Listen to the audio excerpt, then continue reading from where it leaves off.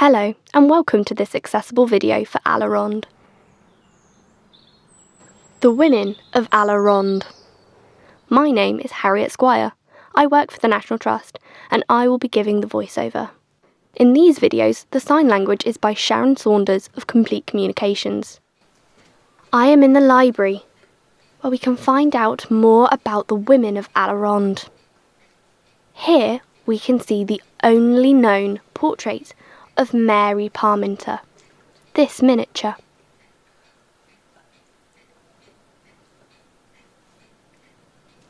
Jane and Mary's families had been successful merchants, and the two women were independently wealthy thanks to their inheritance.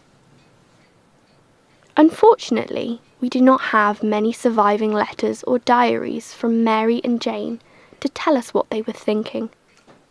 But what we do know of them shows they were bold, creative and independent women. The choices Jane and Mary made challenged Georgian society's expectations of what women could and should do. We can see their adventurous spirit in their grand tour travels. At that time, usually only men would go on these long European trips. Whilst in Europe, Mary and Jane even tried mountaineering and were the first women to climb Mont Bouet in the Alps, where you can now find the Parminter Peak in their honour.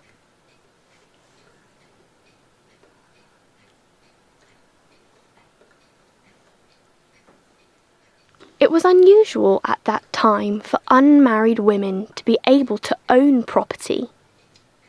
And not only was their house a beacon of characterful decoration, the will that Mary made meant that she had also provided security and independence for her female relations for decades to come by giving them a home. For over 200 years, A la Ronde has been owned and cared for by unmarried women, with only one break in the chain. After Mary died, her female cousins and nieces inherited A la Ronde in turn, with provisions which would help maintain the house and its estate. But later generations faced financial challenges to keep the house and estate together.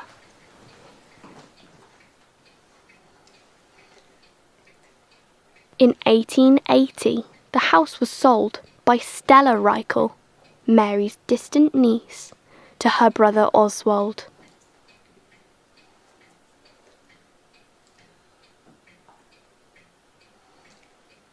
Although Oswald made many changes to A la Ronde, he also played his role in looking after the house by modernising it and adding lots of home comforts, such as indoor plumbing and heating. Here we can see one of the remaining Victorian radiators and speaking tubes installed by Oswald.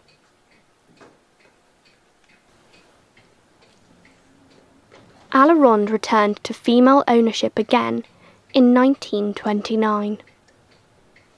Stella's daughter, Margaret Tudor, lived at A la Ronde until 1969. She was determined to save A la Ronde, and as an artist and businesswoman, she opened parts of the house to the public from 1935.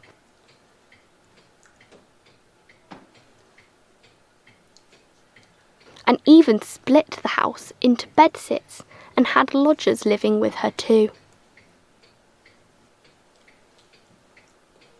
A la Ronde has also been home to World War II evacuees. When girls from Crossways School, Farnborough, came to live here with their teachers.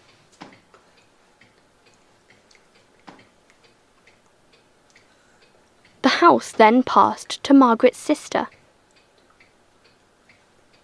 Stella Tudor, a musician, who after travelling the world lived here from 1969 to 1975.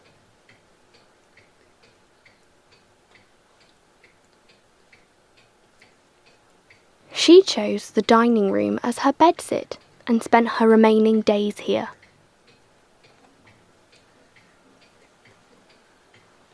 From 1975 to 1991, the last of Mary's relatives to live at A la Ronde was Ursula Tudor Perkins and her young family.